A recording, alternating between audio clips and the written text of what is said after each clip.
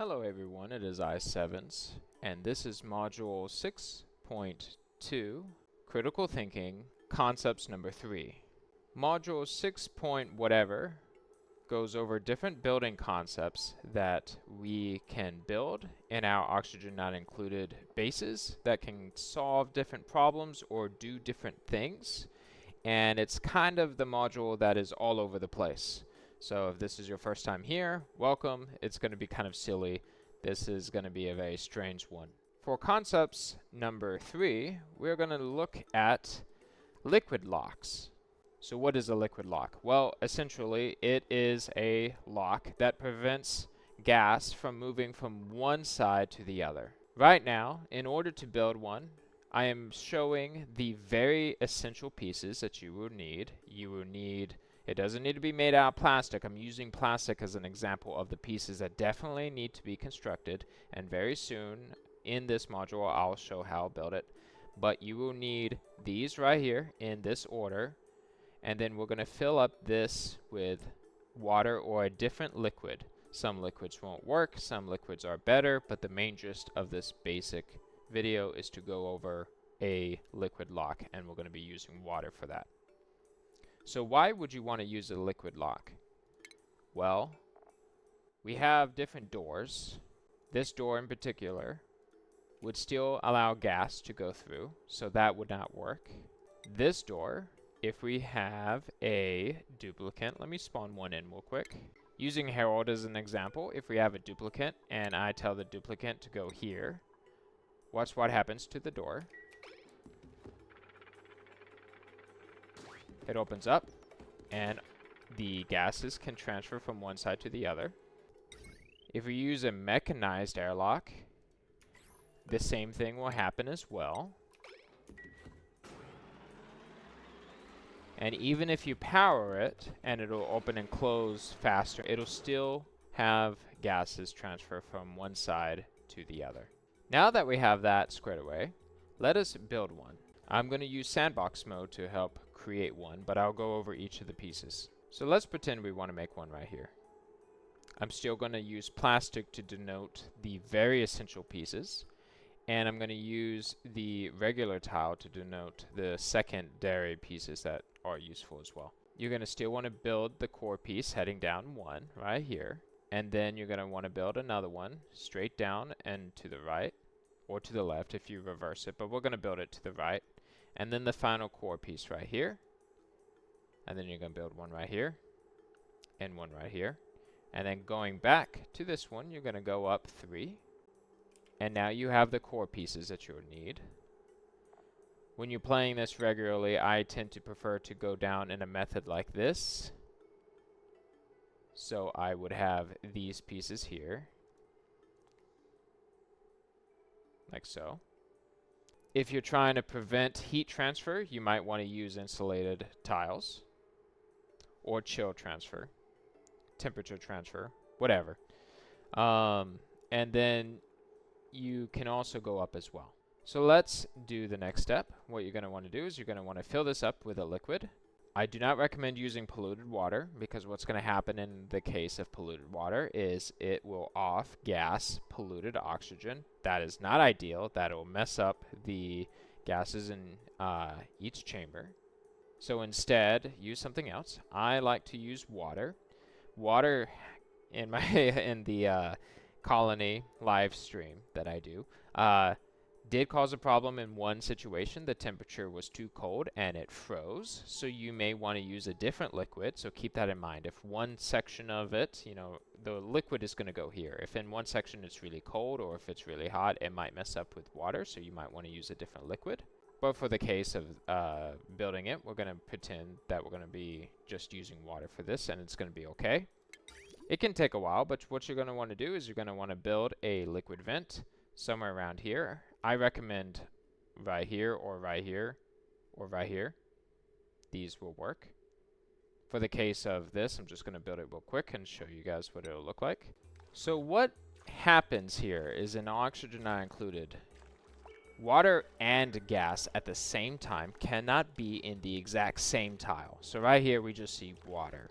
If we go up to the materials display right here, you can see water. You can see this piece right here, which is CO2, moving back and forth. And then the light blue is oxygen. But as you can tell, this tile right here is exactly just water. And so gas can't get there. It can't be there. Once this bottom tile right here reaches 1,000 kilograms, the water starts bleeding up over here as it continues to go down. And now this tile is water. But we need to make sure that this tile, as well as this tile, has water in it, and enough water. If you experience it overpressurizing, you might want to move this over. If you notice issues while building it, you can always try putting the liquid vent here or here instead, so that the water would drop down. But eventually, you're going to want to have enough water where it'll be right here and right here as well. Okay, so when can this be useful? Well, there can be many reasons why this is useful. We're going to let this keep going as we go into the next example of why you would want a liquid lock. So let's seal up this room, and then let's pretend that this is another part of your base right here. This is something else. To denote that it's part of your base, let's just put like the mini pod so that, you know, it feels like it's part of your base. So that's your base right here, and then you have a liquid lock. Don't worry about the copper ore, that's not important. And then we have this right here. Let us also pretend that over here you are having, I don't know, I'm trying to think of an example. You are, oh, here's a good example. Let's say over here, and pretend it's bigger, but over here you're trying to take care of Drekos, right? And you're going to need a lot of other pieces for this to work. We're going to put the pneumatic door here and here. It'll work with water as well, being placed right there. It prevents the Drekos from going from one side to the other. As you can tell, what will happen is they will just go down here and then climb up here. Some of the best combination for their environment would include having a different gas than just oxygen. It could be hydrogen, for example, as well as chlorine, but that's for another section. So with an example like this, the hydrogen will be staying right here. It will not be going through the water and into the oxygen. And same on this side. So this is when liquid locks can be really useful. A few other notes to be aware of with liquid locks is that if you bring a duplicant, like Meep, into this space right here without a suit, Meep could have a tough time. Meep, holding his breath, not because he was in water, but that is true too, is unable to breathe in hydrogen.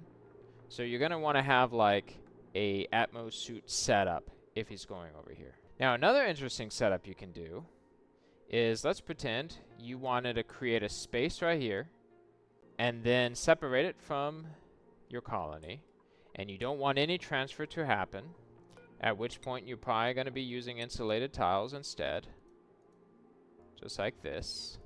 We're going to replace everything with insulated tile. And now that we've replaced everything, I can show this example very well. This is your colony on this side, and this is something else. And you do not want the transferring of temperature to happen very easily from one side to the other. Or maybe over here is super, super hot, and this is your normal colony. That can happen too. Maybe you have Atmos suits that'll go all the way over here. You can use 2 liquid locks to create a vacuum room in the middle. You would use a gas pump like this, and you would pump it out using a gas vent, pumping out whatever it is. Or if it's hydrogen, you might want to offshoot it up into space, or contain it, or burn it off, or something like that. You would do that, and eventually, once you've succeeded in doing that, what will happen is you will have a vacuum, like so. And with a vacuum in the middle, the transfer of temperatures would be a lot more difficult.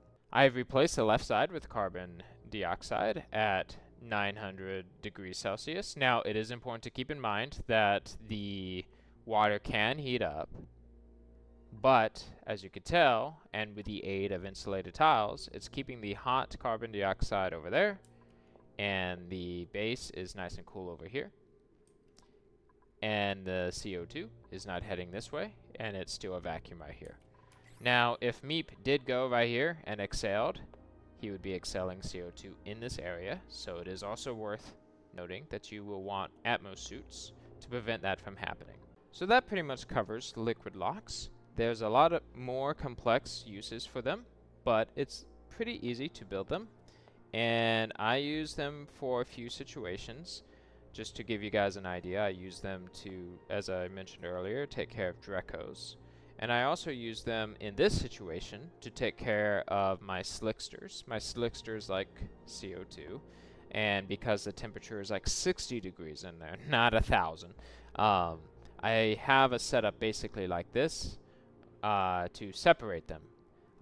In the situation of my colony, over on the right would be a very cold biome, then a vacuumed area, and then the 60-degree slicksters right here. So that covers liquid locks, and for concept number 3. And in the future episodes of this module, we'll go over other random concepts. I'm Sevens, and I'll see you guys in the next one. Bye bye, Meep.